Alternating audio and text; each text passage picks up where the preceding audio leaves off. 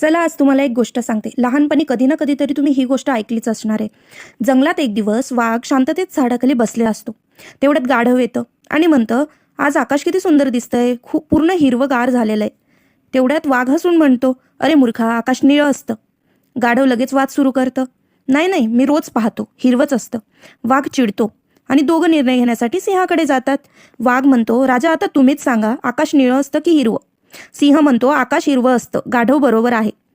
वाघ shock होऊन जातो आणि गाढव वाद जिंकलेला असतो म्हणून नाचत नाचत आनंदात तिथून निघून जातो. वाघ सिंहाकडे बघतच असतो आणि म्हणतो, राजा तुम्हाला तर माहिती आहे की आकाश निळं असतं.